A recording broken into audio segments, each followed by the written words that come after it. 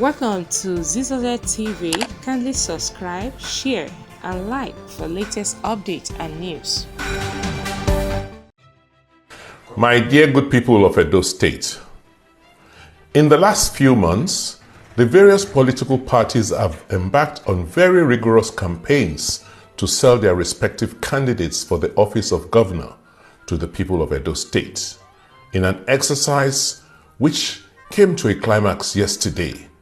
The attractive thing about democracy is the power it bestows on the people to choose who governs them. Therefore, when this power is blatantly seized from the people, it is not just a tragedy, but a travesty of democracy. Regrettably, the outcome of the September 21st governorship election appears to have daunted the spirit of many Edo people who feel powerless in the face of the brute force of the institutions that are supposed to protect them.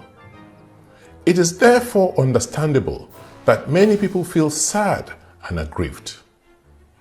But in the midst of this despair, I'm urging all my fellow Edo citizens to maintain calm and not resort to violence and the destruction of property in spite of this provocation. Peace and justice will always win at the end, and this is my prescription to all the good people of Edo State who feel vexed